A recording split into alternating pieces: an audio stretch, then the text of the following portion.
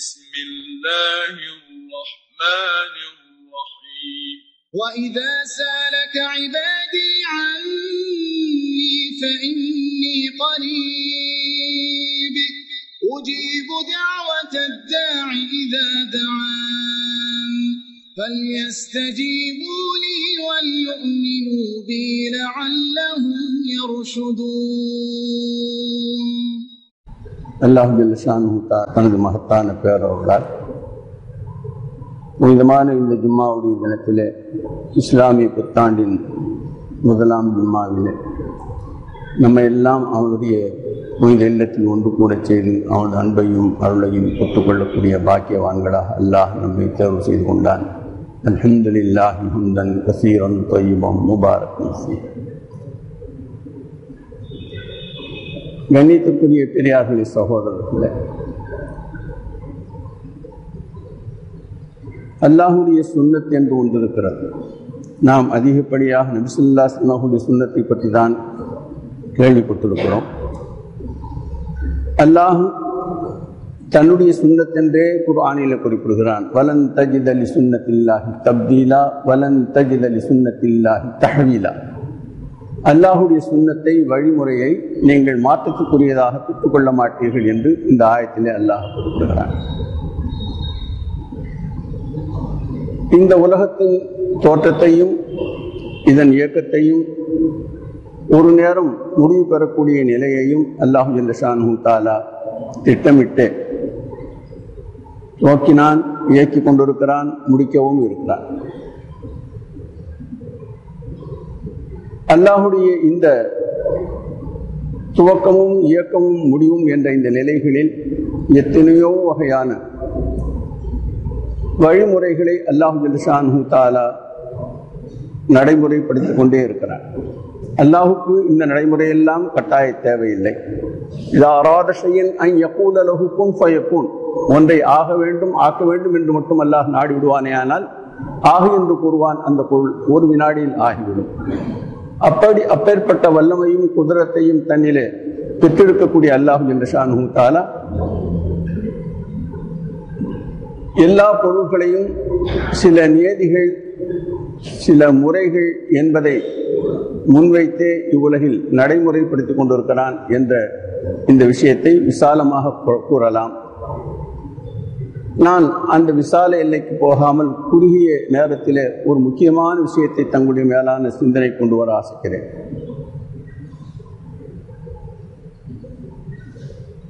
சூரியனையும் சந்திரனையும் பிற கோளங்களையும் ஒரு வினாடியில் படைத்த அல்லாஹ்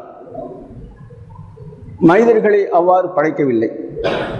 விந்தை தாயுடைய அறையிலே, கற்ப அறையிலே தரிப்படுத்தி இரத்த கட்டியாக, சதை கட்டியாக, பின்பு எலும்பை அதன் மீது சதையை போர்த்தி முழு உருவத்தை தந்து படிப்படியாகத்தான் செய்யார். இது அல்லாஹுடைய சுன்னத். ஹாலிகியத், படைப்பாளன் என்ற அந்த சிஃபத்தை, தன்மையை இந்த முறையில் அல்லாஹு ஜல்ல ஷானுஹு தஆலா இவ்வுலகத்தில் நடைமுறைப்படுத்துகிறார். அதுபோன்றே நாம் உண்ணக்கூடிய பொருள்கள் திடீரென்று தோன்றி நம்முடைய உணவுக்காக அவைகள் தயாராக ஆகுவதில்லை. ஒரு விதையாக பூமியில் போடப்பட்டு அது முளையாக பூமியிலிருந்து வெளிப்பட்டு 2 இலைகளை விட்டு அதன் பின்பு சிறுக சிறுக வளர்ந்து கிளைகளை பரப்பி அதில் இலைகளை நிரப்பி கடைசியாக ஒரு எல்லை வருகிறது, பூ பூத்து காய் காய்த்து கனிகளை நமக்கு வழங்குவதற்காக தன்னை தயார்படுத்திக் கொள்கிறது. இதெல்லாம் அல்லாஹுடைய சிஸ்டம். அல்லாஹ் உலகத்திலே இப்படித்தான் எந்த ஒரு பொருளையும் உண்டாக்குகிறான் என்பதற்கு இந்த 2 உதாரணங்கள் போதுமானது. அப்படித்தான் தீனுல் இஸ்லாத்தையும் அல்லாஹு ஜல்ல ஷானுஹு தஆலா மக்களுடைய உள்ளத்தில் ஏற்றுக்கொள்ள செய்ய வேண்டும் என்று அல்லாஹ் நாடி விடுவானே ஆனால் ஒரு வினாடியில் மக்களுடைய உள்ளத்திலே அதை பற்றி யகீனை, நன்னம்பிக்கையை உருவாக்கிவிட முடியும். அல்லாஹ் நாடி விடுவானே ஆனால் மக்கள் அனைவரையும் ஒரு வினாடியில் ஹிதாயத்தை கொண்டு வந்து கொடுத்து விடுவான் என்று குர்ஆனிலே குறிப்பிடுகிறான். என்றாலும் அப்படித்தான் செய்ய விரும்பவில்லை என்று மனிதர்களை பொறுத்து அல்லாஹ் ஜல்ல ஷானுஹு தஆலா தன்னுடைய விருப்ப பிரகாரம் மனிதர்கள் நடக்க வேண்டும் என்பதற்கு அவர்களுக்கு ஒரு விளக்க உணர்வை, புரிந்துணர்வை அல்லாஹ் ஜல்ல ஷானுஹு தஆலா தந்திருக்கிறான். உங்களுக்கு முன்னால் நான் 2 பாதைகளை வைத்திருக்கிறேன். அந்த 2 பாதைகளில் நீங்கள் எதை தேர்வு செய்வது என்பது உங்களுடைய இஃப்தியார், உங்களுடைய அபிப்பிராயத்திற்கு விட்டுவிட்டிருக்கிறேன். என்று அல்லாஹ் ஜல்ல ஷானஹு தஆலா ஃபஹதைனாஹு நஜ்தைன் இரண்டு பிரிவுகளை நமக்கு முன்னால் வைத்திருக்கிறார். இந்த இரண்டு பிரிவுகளிலே எது சரியானது என்று புரிந்து கொள்வதற்குண்டான ஆதாரங்களை அல்லாஹ் தந்திருக்கிறான். அவ்வாறான அடிப்படையில் தான் மனிதர்கள் தாங்கள் ஒரு செயலை செய்ய வேண்டும் என்று முற்படும் பொழுது அதற்கு முதற்கட்டமாக எண்ணம் அவருடைய உள்ளத்தில் தோன்றுகிறது. அந்த எண்ணத்தை முன்வைத்து தான் செயல்படுகிறார்கள். அற்பமான ஒரு கொசு நெற்றியில் உட்கார்ந்து கடிக்கிறது. இதை தடுக்க வேண்டும், சொரிய வேண்டும் என்ற உணர்வு முதலில் உள்ளத்தில் தோன்றுகிறது. அதன் பின்பு அந்த உணர்வின் வெளிப்பாடாக கை உயர்த்தப்படுகிறது. அந்த குறிப்பிட்ட இடத்திலே தடவி அல்லது சொரிந்து தன்னுடைய தேவை நிறைவேற்றிக் கொள்ளக்கூடிய முறைதான். ஒன்றன் பின் ஒன்றாக இப்படித்தான் மனிதர்களுடைய உள்ளத்திலே எண்ணங்கள் தோற்றுவிக்கப்படுகின்றன. இது சுயநிலையில் இருக்கக்கூடிய இந்த எண்ணங்களும் செயல்களும் போன்றுதான் பொது வாழ்க்கை, தனி வாழ்க்கை என்ற இரண்டு பிரிவுகளிலும் மனிதர்கள் ஒரு செயலை செய்வதற்கு முன்பதாக ஒரு உள்ளத்தில் எண்ணம் ஏற்படுகிறது. இது சரிதானா என்பதாக பார்க்கிறார்கள். சிக்னலிலே நிற்கிறோம். இப்பொழுது கடைசி எல்லைக்கு டவுனிங் எண் கீழே வந்து கொண்டே இருக்கிறது. இப்பொழுது நாம் செல்லலாமா செல்லக்கூடாதா என்ற இந்த உணர்விலே இன்னும் இவ்வளவு நேரம் இருக்கிறது, இதற்குள்ளால் நாம் கடந்து விடலாம் என்பதாக எண்ணம் தோன்றுவதும், அந்த எண்ணத்தின் அடிப்படையில் அவர் தன்னுடைய வாகனத்தை ஓட்டுவதும் என்ற இந்த செயலுக்கு எண்ணம் தான் முதல் காரணமாக இருக்கிறது. இப்பொழுது சிவப்பு விளக்கு எரிந்த பின்பு அவர் வாகனத்தை ஓட்டி கடந்து விடலாம் என்று வேகமாக சென்றால் ஆக்சிடென்ட் ஆகுவதற்கு, மோதுவதற்கு, இவர் இறப்பதற்கு, பிறர் இறப்பதற்கு காரணமாக ஆகுவதற்கு இவருடைய உள்ளத்தில் ஏற்பட்ட அந்த எண்ணத்தின் கணிப்பு தவறு. எச்சரிக்கை செய்யப்பட்டு விட்டது, இப்பொழுது நீங்கள் வரக்கூடாது, மற்றவர்களுக்காக உண்டான பாதை இது, அவர்களுக்காக பாதையை சரிப்படுத்தப்பட்டு இருக்கிறது, உங்களுக்கான அவகாசம் முடக்கப்பட்டு விட்டது என்பதாக சிவப்பு லைட் காட்டிய பின்பு கூட செயல்பட முற்பட்டால் அந்த எண்ணம் இவரை தப்பான வழிகாட்டுதலை செய்கிறது என்பதுதான் பொருளை ஒழிய அவருக்கான நியதிகள் முன்னால் இருக்கிறது. நியதியை மீறினார் என்ற இந்த நிலைக்கு அந்த ரோடோ அதில் உண்டான விளக்கோ காரணம் அல்ல, இவர் தன்னுடைய உள்ளத்தில் கொண்ட எண்ணமும் கணிப்பும் தான் காரணம். இது ஒரு சின்ன உதாரணம். அது போன்று நமக்கு முன்னால் ரெண்டு வகையான செயல்கள் இருக்கின்றன. அவைகளில் எதை தேர்வு செய்வது என்பது என்ற விஷயத்திலே நமக்கு அல்லாஹ் ஜல்ல ஷானஹு தஆலா உணர்வுகளை தந்திருக்கிறான். அதற்கு காரண காரியங்களை முன்னால் வைத்திருக்கிறான். அந்த அடிப்படையில் செயல்பட்டால் நாம் நம்மையும் சேஃப்டியாக பாதுகாத்துக் கொள்ளலாம், பிறருடைய உரிமைகளை மீறாமலும் நம்முடைய பிரயாணமும் நம்முடைய செயலும் அமைந்திருக்கும். இது ஒரு பொதுப்படையான ஒரு பேசிக் அடிப்படையான நியதி. நான் சொல்ல வந்த ஆரம்ப துவக்க விஷயம் படிப்படியாகத்தான் அல்லாஹ் ஒன்றை செய்கிறான் என்பதற்காக நான் சொல்ல வந்தேன். அந்த படிப்படியான விஷயம் என்ற நிலையில தீனுல் இஸ்லாத்தையும் அல்லாஹ் ஜல்ல ஷானஹு தஆலா எடுத்த எடுப்பிலே மக்களுடைய உள்ளத்திலே அதை பரவலான ஏற்பு நிலைக்கு அல்லாஹ் வாய்ப்பை தரவில்லை. மாறாக அது மிக கஷ்டப்பட்டுத்தான் தன்னுடைய துவக்கத்தை ஆரம்பித்தது. நபி ஸல்லல்லாஹு அலைஹி வஸல்லம் அதை பற்றி குறிப்பிடும் பொழுது பதால் இஸ்லாமு கரீபா, இஸ்லாம் என்ற இந்த புனித மார்க்கம் ஏழ்மையாகத்தான் அது துவக்கத்தை ஆரம்பித்தது, சிறுக சிறுக விரிவடைந்தது என்பதாக நபி ஸல்லல்லாஹு அலைஹி வஸல்லம் கூறினார்கள். அதுபோன்று கரீபா, கடைசி நேரத்தில் ஏழ்மையாகத்தான், மிக குறைந்த நிலையில் தான் இது முடிவுக்கு வரும்.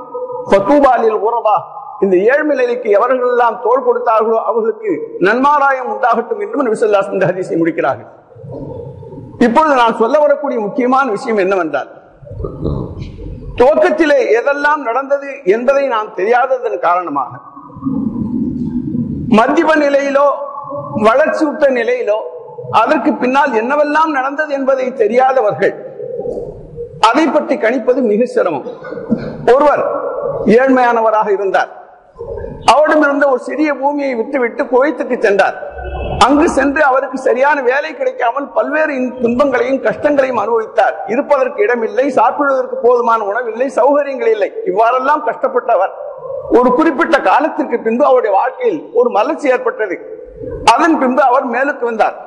இப்படியெல்லாம் மேலுக்கு வந்து கூலிமேட்டுக்கு வந்து பெரிய வீட்டை கட்டினார், காரை வாங்கினார், பெரிய இடங்களிலே சம்பந்தத்தை ஏற்படுத்திக் கொண்டார், பார்ப்பவர்களுக்கும் நாள் பளபளப்பான வாழ்க்கையை பெற்றிருக்கார். இப்பொழுது உள்ள மக்கள் இவருடைய வாழ்க்கையை பார்த்து இவர் குவைத்தில் போய் நல்ல முறையில் சம்பாதித்து வாழ்க்கையை செம்மையாக செழிப்பாக ஆக்கிக் கொண்டார் என்பது மட்டும் தான் இவர்களுக்கு தெரியும். ஆனால் இவர் குவைத்துக்கு போன பின்பு என்னென்ன கஷ்டங்களை எல்லாம் அனுபவித்தார் என்ற அந்த ஹிஸ்டரி, அந்த பகுதி பிறருடைய பார்வையில் இருக்காது. இப்பொழுது உள்ளது மட்டும்தான் இருக்கும். இதை நான் எதற்கு சொல்கின்றேன் என்றால், இன்று உலகம் அனைத்திலும் 1/3 முஸ்லிம்கள் இருக்கிறார்கள். ஆனால் இன்று இந்த அளவுக்கு இஸ்லாம் பரவியதற்கு ஆரம்ப கால நிலை எப்படி இருந்தது என்று சொன்னால், மறைந்து கலிமாவை சொல்வதற்கும் தொழுகையை நிறைவேற்றுவதற்கும் தங்களுடைய தீனை வெளிப்படுத்திக் கொள்வதற்கும் வாய்ப்பற்ற நிலையில் தான் இது துவக்கத்தை பெற்றது. அவ்வாறு தெரிந்துவிட்டால் அதற்காக அவர்கள் பட்ட துன்பங்கள், கஷ்ட நஷ்டங்கள் கொஞ்ச நஞ்சம் அல்ல. உயிர் போகும் வரை அடிப்பார்கள். அவர்களுடைய அடியை தாங்கிக் கொள்ளக்கூடிய சக்தி இருக்கக்கூடிய உடல் வாகை பெற்றவர்கள் மயக்கமுற்று கீழே விழுந்து விடுவார்கள். அடிக்கக்கூடியவர் அசந்து போய்விடுவார். உன் மீது இறக்கப்பட்டு நான் அடிப்பதை நிப்பாட்டவில்லை, என்னை நான் அடித்தடித்து என்று கை வலிக்கிறது, அடிப்பட்டல்ல அடித்தடித்து என்று கை வலிக்கிறது, சற்று ஓய்வு எடுத்துக் கொண்டு பின்பு ஒன்னை நான் அடிக்கிறேன் என்று சொல்லி ஓய்வு எடுத்துக் கொள்வாராம். எப்படி இது போன்ற நிலைகளில் எல்லாம் தான் இஸ்லாம் துவங்கியது, கஷ்டத்தை அனுபவித்தது. அந்த கஷ்டத்தின் ஒரு குறிப்பிட்ட காலத்திற்கு பின்பு மதீனாவிற்கு நபியுனா முஹம்மது ரசூலுல்லாஹி ஸல்லல்லாஹு அலைஹி வஸல்லம் அவர்கள் ஹிஜ்ரத் செய்து வந்தார்கள். அந்த ஹிஜ்ரத்துக்கு பின்பு இஸ்லாமின் பேசிக் அடிப்படை என்ன வகைகள் எல்லாம் உறுதிப்படுத்தப்பட வேண்டுமோ அவைகள் அனைத்தையும் செய்து முடித்தார்கள். அதன் பின்பு பல்வேறு நாட்டவர்களுக்கு இஸ்லாமை பற்றிய அறிமுகத்தை கொடுப்பதற்காக வேண்டி கடிதங்களை எழுதி அரசர்களுக்கு அனுப்பி வைத்தார்கள்.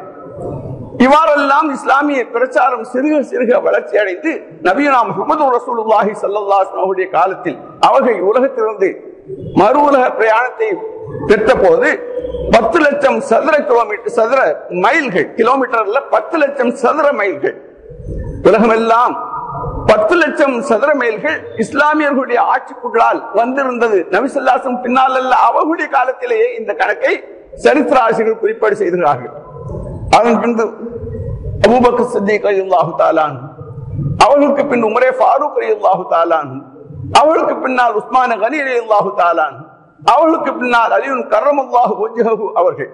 இவ்வாறு 4 குலஃபாய ராஷிதீன்கள் நபி ஸல்லல்லாஹு அலைஹி வஸல்லம் மறைவுக்கு பின்னால் தீனுல் இஸ்லாத்தின் பொறுப்புகளை ஏற்று மக்கள் அளவிலே தீனை எத்தி வைப்பதற்கான என்ன முயற்சிகளை மேற்கொள்ள வேண்டுமோ அவைகளை எல்லாம் செம்மையாக முயற்சி செய்தார்கள். உமர் ரலியல்லாஹு தஆலா அன்ஹு காலத்துக்கு பின்பு இஸ்லாமிய சாம்ராஜ்யத்திலே சில குழப்பங்களை அப்துல்லாஹ் இப்னு சபா என்ற ஒரு யூதன் முஸ்லிமாக தன்னை வெளியிலே காட்டிக்கொண்டு அவன் செய்த குழப்பத்தின் காரணமாக உஸ்மான் கனி ரலியல்லாஹு தஆலா அன்ஹு ஷஹீதாக்கப்படுகிறார்கள். அதன் பின்பு இஸ்லாமிய ஆட்சியிலே பெரிய புரட்சி ஏற்படுகிறது. அலி ரலியல்லாஹு தஆலா அன்ஹு அவர்களை கலீஃபாவாக தேர்வு செய்ய வேண்டும் என்று மக்கள் எல்லாம் விரும்புகிறார்கள். இதற்கிடையில் ஹஜ்ரத் சிரியாவிலே முஆவியா ரலியல்லாஹு தஆலா அன்ஹு கவர்னராக அவர்கள் அங்கு பொறுப்பேற்றிருந்தார்கள். இந்த உஸ்மான் ரலியல்லாஹு தஆலா அன்ஹு ஷஹீதாக்கப்பட்ட அந்த நிகழ்ச்சியை முன்வைத்து யார் இவர்களை கொலை செய்தார்களோ அதற்கு தண்டனை கொடுக்காமல் அடுத்த கலீஃபா வரக்கூடாது என்பதாக ஒரு புரட்சி ஏற்பட்டது. ஆனால் அலி ரலியல்லாஹு தஆலா அன்ஹு அவர்களை கலீஃபாவாக ஏற்றுக்கொள்ள முடியாது என்று ஷியா ஒரு பிரிவு அவர்களை கலீஃபாவாக ஏற்றுக்கொள்ள முடியாது என்று அந்த ஒரு மனித சமூகம் ஷியா என்ற அந்த வார்த்தைக்கு ஒரு தனி பிரிந்த கூட்டம் என்பதாக பொருள். அவ்வாறு பிரிந்தார்கள். இதற்கும் இடையில் ஹஜ்ரத் முஆவியா ரலியல்லாஹு தஆலா அன்ஹு அவர்களுக்கும் அலி ரலியல்லாஹு தஆலா அன்ஹு அவர்களுக்கும் கருத்து வேறுபாடு ஏற்பட்டு முஸ்லிம்கள் கையாலேயே முஸ்லிம்கள் கொலை செய்யப்படக்கூடிய யுத்தங்கள், ஜங்க ஜமல், ஜம்பு சிஃபீன் போன்ற யுத்தங்கள் எல்லாம் நடந்தன. மிக நீண்ட விஷயம். ஏன் இப்படி ஏற்பட்டது, யார் தவறு செய்தார்கள் என்பதை எல்லாம் ஆர்குமெண்ட் செய்வதற்காக இப்பொழுது நேரம் இல்லை. ஆக இப்படி எல்லாம் நடந்தது என்பதை நான் பின்னால் ஒரு சொல்லக்கூடிய விஷயத்திற்காக இதையெல்லாம் குறிப்பிட வேண்டிய நிலை ஏற்பட்டது. கடைசியாக முஆவியா ரலியல்லாஹு தஆலா அன்ஹு அவர்கள் ஷஹீதாக்கப்பட்ட பின்பு முஆவியா ரலியல்லாஹு தஆலா அன்ஹு இஸ்லாமிய சாம்ராஜ்யத்தின் ஏகபோக ஆட்சியாளராக பொறுப்பேற்று மிக திறம்பட நாட்டை, மக்களை நடத்தி கொண்டிருந்தார்கள். அவருடைய கடைசி காலத்தில் யாரை தனக்கு பின்னால் ஆட்சியாளர்களாக ஏற்படுத்த வேண்டும் என்ற இந்த நியதியை பொதுமக்கள் சேர்ந்து ஒருவரை தேர்வு செய்வது என்பதை கடந்து இவர்களுடைய அபிப்பிராயத்தில் பரவலாக உமையாக்களையை சேர்ந்தவர்களே கவர்னர்களாக, ஆட்சியாளர்களாக இஸ்லாமிய நாடுகளில் நியமிக்கப்பட்டு போய்விட்டதால் அவர்கள் அல்லாத ஒரு தலைவரை ஏற்படுத்தினால் பெரிய குழப்பம் ஏற்படும் என்பதாக அவர்களுக்கு மனதில் தோன்றியது. பிறரும் இந்த ஆலோசனையை கூறினார்கள். அந்த அடிப்படையில் தங்களுடைய மகனாருக்கு முடிசூட்டி விட்டார்கள். இப்போதுதான் துவங்குகிறது. இதுவரை ஒரு சில யுத்தங்கள் நடந்திருந்தாலும் கூட ஜனநாயக அடிப்படையில் நடந்து கொண்டிருந்த இந்த வழிபாடு இந்த முறைப்பாடு திடீரென்று தடைப்பட்டு மகன் தந்தைக்கு பின்னால் மகன் என்ற நிலையில் ஆட்சி மாறக்கூடிய நிலை வந்த போது எஜீதுடைய பழக்க வழக்கங்களும் குணநலங்களும் மார்க்க சட்டத்திற்கு புறம்பாக அவர் செயல்படுகிறார் என்ற நிலையை வைத்து இஸ்லாமிய சாம்ராஜ்யத்தில் பெரிய குழப்பம் ஏற்பட்டது. இவரை நாம் கலீஃபாவாக ஏற்றுக்கொள்ள முடியாது என்பதாக ஆங்காங்கு மக்கள் குழப்பத்தில் ஈடுபட ஆரம்பித்தார்கள். இப்பொழுது ஈராக் என்று நாம் அறியப்படக்கூடிய அந்த நாட்டிலே கூஃபா என்று மிக பிரபல்யமாக இஸ்லாமிய அந்த ஆரம்ப காலத்தில் பேசப்பட்ட கூஃபா என்ற அந்த நகரவாசிகள் கடிதங்களை எழுதினார்கள். யசீதை நாங்கள் ஒருபோதும் கலீஃபாவாக ஏற்றுக்கொள்ள தயாராக இல்லை. ஆகவே இப்பொழுது உள்ள பெரியவர்களில் ரசூலுல்லாஹி ஸல்லல்லாஹு அலைஹி வஸல்லம் நவாசாவான பேரரான இமாம் ஹுசைன் அலைஹிஸ்ஸலாத்து வஸ்ஸலாம் அவர்களை நாங்கள் கலீஃபாவாக ஏற்றுக்கொள்ள விரும்புகிறோம் என்பதாக அவர்கள் எல்லாம் ஒரு கடிதத்தை தயார் செய்து கையெழுத்திட்டு ஒவ்வொரு நாளும் ஒரு ஆளை கொண்டு அனுப்பி கொண்டே இருந்தார்கள். நீங்கள் வர வேண்டும் வர வேண்டும் வர வேண்டும் என்பதாக தொடர்படியாக வற்புறுத்தப்பட்டார்கள்.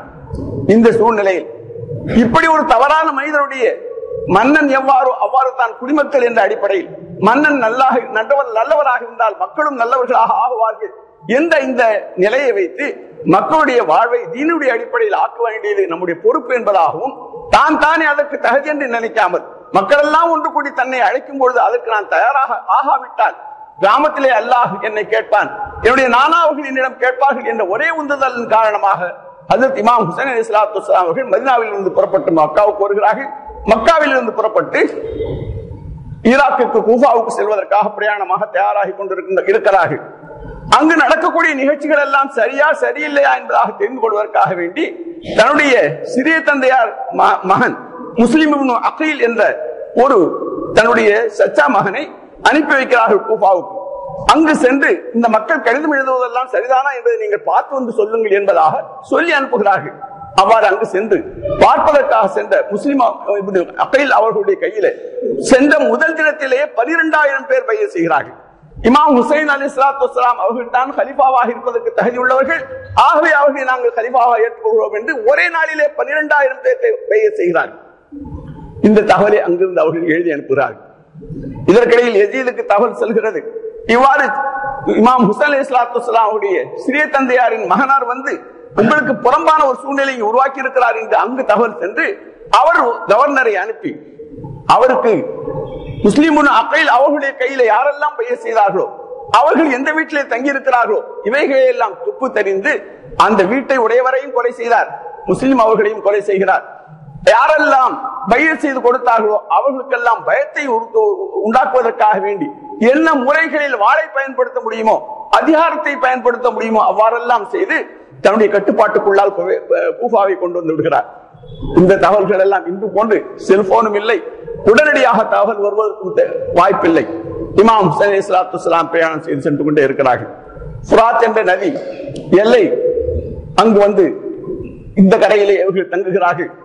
யசீத் ஒரு பெரிய சேனையை இவர்களை முடக்கி அங்கேயே தடுத்து ஒன்று அவர்கள் பையத் செய்ய வேண்டும் அல்லது அவர்கள் உயிரை எடுத்து விட வேண்டும் என்ற ஆணையை கொடுத்தவராக யசீத் ஒரு பட்டாளத்தை அங்கு அனுப்பி வைக்கிறார். இவர்களுக்கு மத்தியில் பயங்கரமான யுத்தம் நடக்கிறது. பெரிய சம்பவம். 70 பேர் தான் இமாம் ஹுசைன் அலைஹிஸ்ஸலாத்து வஸ்ஸலாம் அவர்களுடன் இருந்தவர்கள். எதிரிலே பல்லாயிரக்கணக்கான மக்கள் இருந்தார்கள். கடைசியாக இமாம் ஹுசைன் அலைஹிஸ்ஸலாம் சொல்கிறார்கள், நான் ஆட்சிக்கு ஆசைப்பட்டு வரவில்லை, நாளை கியாமத்தில் அல்லாஹ் கேட்பான் என்ற ஒரே காரணத்திற்காக வந்திருக்கிறேன். ஆகவே என்னை ஒன்று யசீதை சந்திக்க அனுமதி தாருங்கள், அப்படி இல்லாவிட்டால் என்னை நீங்க விட்டுவிடுங்கள், நான் வேறு எந்த நாட்டிற்காக சென்று என்னுடைய கடைசி காலம் வரை இபாதத்தில் ஈடுபடுகிறேன், அல்லது மதீனாவுக்கு என்னை செல்ல வழி தாருங்கள், அங்கு சென்று நான் அரசியல் துறையில் ஈடுபடாமல் நான் என்னுடைய இபாதத்திலே நாளை கழிக்கிறேன் என்று கோரிக்கை வைக்கிறார்கள். ஆனால் விரோதிகள் இரண்டே விஷயம்தான், ஒன்று கையெடுத்து தர வேண்டும், யசீதை கலீஃபாவாக ஏற்றுக்கொள்ள வேண்டும் என்று, அப்படி இல்லாவிட்டால் யுத்தத்துக்கு தயாராகுங்கள். இப்படியாக யுத்தம் மூழ்கிறது. இந்த யுத்தத்தினுடைய துவக்க நேரத்திலே 2 நாள் இருக்கும் பொழுது கண் முன்னால் ஆர்ப்பரித்து ஓடக்கூடிய ஃபுராத் என்ற நதி கடல் போன்று தண்ணீர் ஓடுகிறது. நபி ஸல்லல்லாஹு அலைஹி வஸல்லம் உடைய சஹாபாக்கள், யா ரசூலல்லாஹ் எங்களுக்கு குடிப்பதற்கு தண்ணீர் இல்லை என்று கேட்டபோது, உங்களிடம் இருக்கக்கூடிய சிறிய தண்ணீர் யார் யாருடைய தோல் துருத்திகளிலே பாத்திரங்களிலே எந்த அளவுக்கு தண்ணீர் இருக்கிறதோ அதையெல்லாம் இந்த பாத்திரத்தில் ஊற்றுங்கள் என்று கூறி தன்னுடைய கையை வைத்து அதிலிருந்து ஆயிரக்கணக்கான மக்கள் தண்ணீரை குடித்தார்கள், குளித்தார்கள், தங்களுடைய பாத்திரங்களை நிரப்பிக் கொண்டார்கள். சாக்கிய கௌசர் முஹம்மது ரசூலுல்லாஹி ஸல்லல்லாஹு அலைஹி வஸல்லம் பேரர், அவருடைய குழந்தைகள், குடும்பத்தினர்கள் ஒரு சொட்டு தண்ணீருக்காக தவியாக தவித்தார்கள். அலி அஸ்வர் என்பதாக சிறு குழந்தை தன்னுடைய கையில் ஏந்தி வந்து விரோதிகளுக்கு முன்னால் காட்டுகிறார்கள். இந்த குழந்தை எதையும் தெரியாது.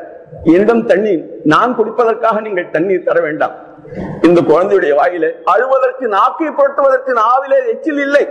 இந்த குழந்தையுடைய வாழ்க்கையில 2 சொட்டு நீரை விடுங்கள் என்பதாக கேட்கிறார்கள். அதற்கு பதில் ஒரு அம்பு வந்து அந்த சிறு பாலகனுடைய உயிரையும் குடிக்கிறது.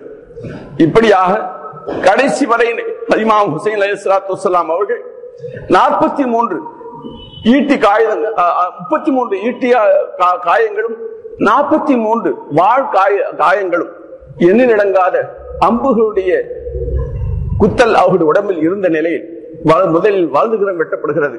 பின்பு யுத்தம் செய்தே 2வது இடதுகரமும் வெட்டப்படுகிறது. கடைசியாக சைதாவிலே விழுகிறார்கள். சைதாவில் இருந்த நிலையில ரசூல் ஸல்லல்லாஹு அலைஹி வஸல்லம் அவருடைய அந்த பேரருடைய புனித சிரசு அவருடைய சரீரத்தின் வெட்டி இழுக்கப்படுகிறது. எஜீதுக்கு அந்த புனித சிரசு அனுப்பி வைக்கப்படுகிறது. குதிரைகளை கொண்டு வந்து அவருடைய மேனியில அந்த குதிரையுடைய குழம்பாலேயே அந்த மேனியை மிதித்து மிதித்து மண்ணோடு மண்ணாக ஆக்குகிறார். இதுதான் சீதவிகளே இஸ்லாமிய துவக்க காலம். எப்படி இந்த இஸ்லாம் தோன்றியது, இந்த விஷயத்திற்கு எப்படியெல்லாம் சாக்ரிஃபைஸ், அர்ப்பணிப்புகள் இந்த இஸ்லாம் முந்தைய காலத்தில் பெற்றிருந்தது. இப்பொழுது பளபளப்பாக உலகத்திலே 1/3 பகுதியினர் இஸ்லாமியர்களாக இருக்கிறார்கள் என்று நாம் பேசிக்கொள்கிறோம், பெருமைப்படுகிறோம். ஆனால் இது வளர்க்கப்படுவதற்கு நீர் அல்ல, ஈமான்தாரிகளுடைய இரத்தம் பாய்ச்சப்பட்டிருக்கிறது. இந்த தீன் அற்ப சொற்ப விஷயங்களுக்காக கந்தலாக்கப்பட்டுக் கொண்டிருக்கிறது. சகோதரர்களே, நான் வருத்தத்துடன் உங்களுடைய சமூகத்திலே நான் தாழ்மையாக கேட்டுக்கொள்கிறேன். தீன் என்பது அல்லாஹ் ரசூலுக்காகத்தானே ஒழிய அவருடைய விருப்பம் நம்முடைய விருப்பத்தின் என்பதற்காக அல்ல. ஆகவே தீன் என்ற இந்த மாபெரும் ஆழமான அல்லாஹுக்கும் நமக்கும் ஏற்படக்கூடிய இந்த தொடர்பு வலுவானதாக இருக்க வேண்டும் என்று அல்லாஹ் விரும்புகிறான். உலகத்தில் பளபளப்பாக நமக்கு மெட்டீரியலிசம் என்பதாக மண், தண்ணீர், நெருப்பு, காற்றால் படைக்கப்பட்ட நாம் இதன் பாலே நம்முடைய உள்ளம் ஈர்க்கப்படும்.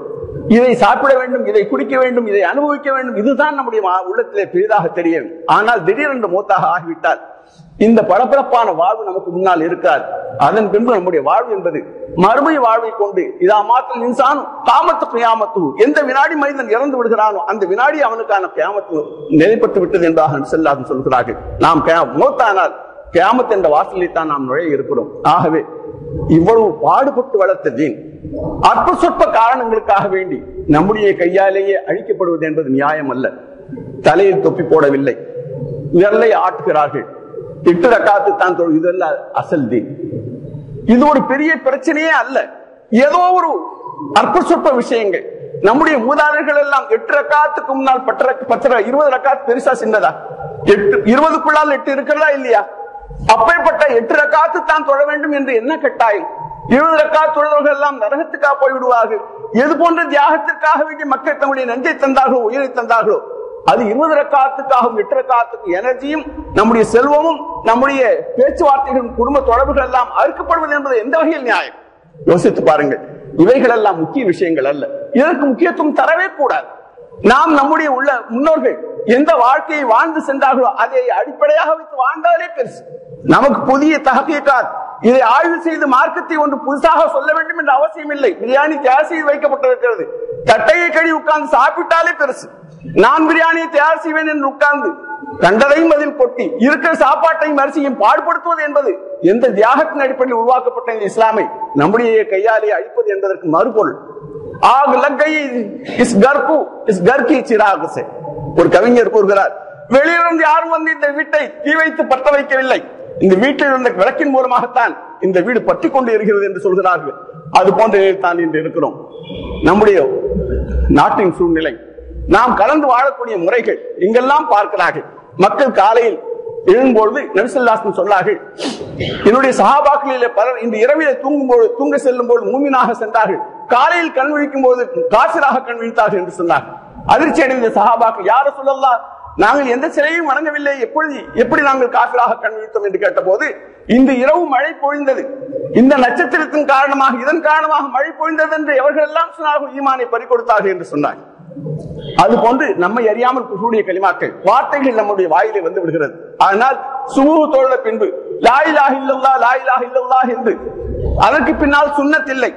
அதனால் லா இலாஹ இல்லல்லாஹ் சொல்ல வேண்டும். ஈமானை புதுப்பித்து ஈமானக்கும் பிகௌலி லா இலாஹ இல்லல்லாஹ் லா இலாஹ இல்லல்லாஹ் என்பதை கொண்டு உங்களுடைய ஈமானை புதுப்பித்துக் கொள்ளுங்கள் என்று நபி ஸல்லல்லாஹு அலைஹி வஸல்லம் சொல்லி இருக்கிறார்கள். இந்த அடிப்படையில் நம்முடைய முன்னோர்கள் நம்முடைய கால சூழ்நிலை ஈமானை பற்றி இஸ்லாமை பற்றி முழுமையாக தெரியாத நிலை கண்விழித்த நீங்கள் எல்லாம் சுபூ தொழுது ஒரு 3 முறை 10 முறை லா இலாஹ இல்லல்லாஹ் சொல்லுங்கள் என்று சொன்னால் ஹதீஸில் இல்லை, சஹாபாக்கள் செய்யவில்லை. யார் சொன்ன? சஹாபாக்கள் செஞ்சாங்க, நபி ஸல்லல்லாஹு அலைஹி வஸல்லம் செஞ்சாங்க. கிருபை கொள்ளும்.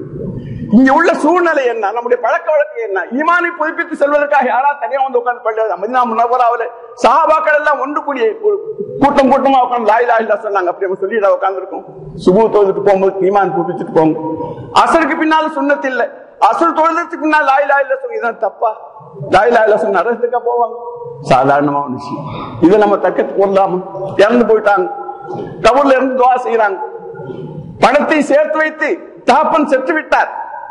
அவருக்கு இதா மாத்தல் இன்சான் இன்கத அமலுஹு, மனிதன் இறந்து விட்டால் அவனுடைய அமல்கள் எல்லாம் முடிந்து விடுகின்றன. இல்லாமின் சலாசா மூன்றை தவிர.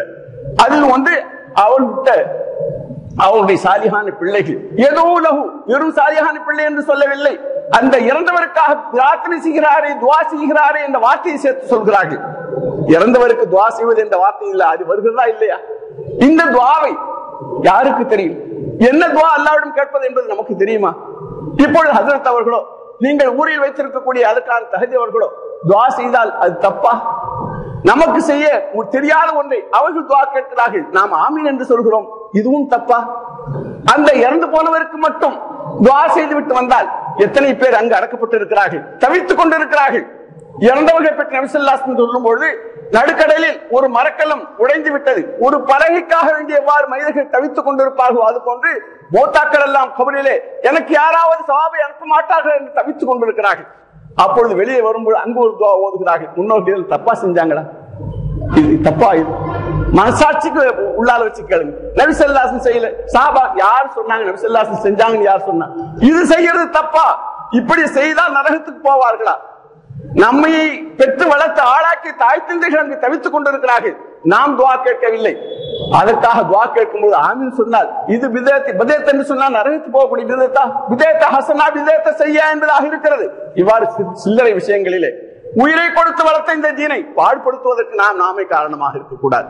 நான் யாரையும் குறை சொல்வதற்காக என்னுடைய நேரத்தை நான் எடுத்துக்கொள்ளவில்லை சகோதரர்களே. நாம் ஒரு புனிதமான தீனை, இது ரத்தத்தை சிந்தி வளர்க்கப்பட்ட தீன், அந்த தீனை பாதுகாக்க வேண்டிய பொறுப்பிலே நாம் இருக்கிறோம். வெளியிலிருந்து வரக்கூடிய அபாயங்கள் எந்த நேரம் என்று காத்துக் கொண்டிருக்கிறது. எந்த வகைகளில் நாம் இஸ்லாமியர்களை சிதைக்கலாம், அவருடைய உரிமைகளை பறிக்கலாம் என்பதற்கு திட்டம் தீட்டப்படுகிறது. நாம் காலையில் எழுந்திருக்கிறோம், நம்முடைய வேலை வெட்டிகளை பார்க்கிறோம், நம்முடைய பிள்ளைகளுக்காக வேண்டிய தேவைகளுக்காக நாம் சிந்திக்கிறோம். அது போன்று நம்மை சார்ந்திருக்கக்கூடிய மக்கள் இறந்துவிட்டால் பிரச்சனை இல்லை, அவர்கள் இந்த வேலையும் செய்து கொண்டு இந்த சமூகத்தை எப்படி அழிக்கலாம் என்பதற்காக திட்டம் போட்டுக் கொண்டிருக்கிறார்கள். உங்களுக்கு தெரியும், சமீபத்தில் நான் உருது பத்திரிகைகளை படிக்கிறேன். சமீபத்தில் சாதாரணமான விஷயம், அதற்காக வேண்டி வடநாட்டிலே நடந்த பெரிய கலவரம் இங்கு தமிழ் பத்திரிகைகள் வரவில்லை, அதை பயங்கரமாக எழுதியிருக்கிறார்கள். ஆங்காங்கு திட்டமிடப்படுகிறது, வாய்ப்பை எதிர்பார்த்துக் கொண்டிருக்கிறார்கள். இந்த நிலையில் நாம் நம்முடைய கட்டுப்பாட்டையும் சில்லறை விஷயங்களுக்காக நம்மை நாமே அழித்துக் கொள்வதற்கான முயற்சியில் ஈடுபடுவது சரியல்ல. நாம் குவைத்துக்கு செல்லலாம், அரபு நாட்டுக்கு செல்லலாம், மலேசியா சிங்கப்பூருக்கு செல்லலாம், அதெல்லாம் தீனுக்கு நமக்கு முன்னுதாரணம் அல்ல. இங்கு நடப்பது என்பது நம்முடைய எம்மை விட தக்வாதாரிகள் நல்லவர்கள் செயல்படுத்தி சென்றவைகள். குறைந்தபட்சம் அதை நாம் செய்தாலே போறோம். அங்கு இல்லை என்பதற்காக இங்கும் இருக்கக்கூடாது என்பதாக வாதாடக்கூடாது. இங்குள்ள சூழ்நிலை வேறு, அங்கு இஸ்லாமியர்கள் நிறைந்த நாடு, அது போன்ற சூழ்நிலை அங்கு இல்லை. இங்கு இஸ்லாமியர்களுக்கு மத்தியில் மற்றவர்கள் கலந்து நிற்கக்கூடிய நிலையில் அவருடைய தொடர்பிலே நாம் நம்முடைய தீனை காப்பாற்றிக் கொள்வதற்கு, தீன் பிரகாரம் வாழ்வதற்கு சில முயற்சிகளை முன்னோர்கள் செய்துவிட்டு சென்றிருக்கிறார்கள் என்றால் அவைகள் எல்லாம் பிதஅத், நரகத்துக்கு போகக்கூடிய பிதஅத் அல்ல, அல்ல, அல்லவே அல்ல. தயவு செய்து நீங்கள் உங்களுடைய சிந்தனையை மறுபரிசீலனை செய்யுங்கள், நல்ல வேலைகளை தடுக்காதீர்கள். நான் பலவனூரில ஒரு தராவில பயான் செய்ய சென்றேன். 8 ரக்காத் முடிந்தவுடன் சஃபை பிறந்து கொண்டு ஒரு பெரிய கூட்டம் வெளியே சென்று விட்டது. நான் நினைத்தேன் ஏதோ பெரிய ரோடு ஆக்சிடென்ட் ஏதோ நடந்து போச்சு என்னமோ நினைச்சு. தொழுதுக்கு வந்தா அந்த சிறு வயசு பிள்ளைகள் சிகரெட் பொடிச்சுக்கிட்டு அரட்டை அடிச்சுக்கிட்டு உட்கார்ந்து இருக்கிறாங்க. பாக்கி 12 ரக்காத் தொழுதவர்கள் நரகத்துக்கு போகக்கூடியவர்கள், இந்த 8 ரக்காத் தொழுதவர்கள் சொர்க்கத்துக்கு போறவங்க. அங்க போய் குர்ஆன் ஓதுனாலும் பரவாயில்லையே. என்ன நியாயங்க, என்ன நியாயங்க? நான் குறை சொல்லலம்மா, எனக்கு எந்த யாரையும் குறை சொல்ற நோக்கம் அல்ல. இபாதத்துல நல்ல தஹ்கீக் செஞ்சு 20 ரக்காத் போல 22 ரக்காத் தொழுன்னு சொல்லி நான் சந்தோஷமா நான் ஏற்றுக்கொள்வேன். இருக்கிறதையெல்லாம் புடுங்கி விட்டா என்னத்தான் இருக்கும்?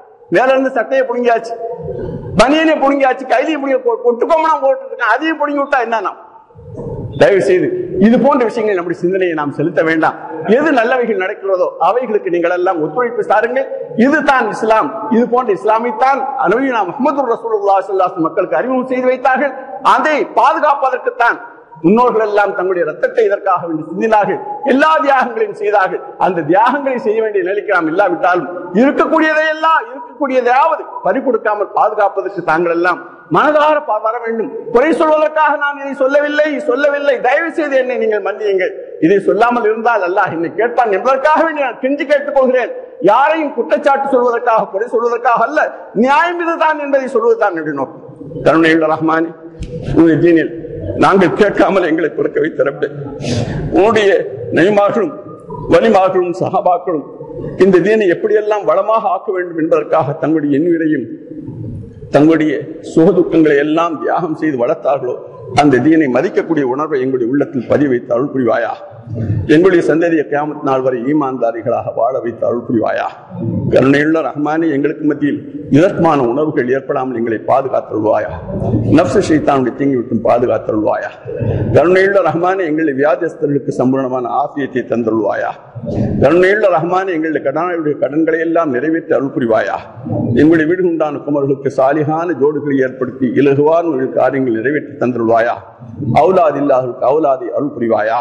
கருணையுள்ள ரஹ்மானே, வியாபாரத்திலும் இல்லற வாழ்விலும் சிக்கலில் மாட்டி தவித்துக் கொண்டிருக்கக்கூடியவர்களுக்கு நிம்மதியான ஹலாலான நிரப்பமான வாழ்வை தந்தருள் புரிவாயா. விரோதிகளுடைய அனைத்து சூழ்ச்சிகளிலும் இஸ்லாமிய சமூகத்தை காப்பாற்றல்வாயா. இஸ்லாமிய நாடுகள் ஏற்பட்டிருக்கக்கூடிய புரட்சிகளை பயன்படுத்தி யகூதிகள் நசாராக்கள் அவர்கள் மீது ஆட்சி செய்யக்கூடிய காப்பாற்றல்வாயா.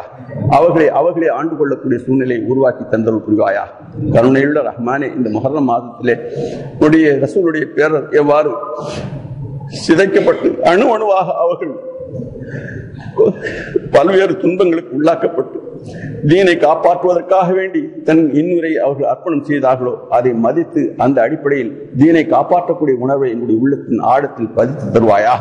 ரப்பனா ஆத்தினா மின் லதுன்க ரஹ்மத்தன் வஹய்யிஅ லனா மின் அம்ரினா ரஷதா. اللهم يا واحد يا احد يا جواد فاغنا منك بنفقة خير انك على كل شيء قدير. ربنا آتنا في الدنيا حسنة وفي الآخرة حسنة وقنا عذاب النار. صل وسلم على رسولك سيدنا محمد وآله وصحبه أجمعين. الحمد لله.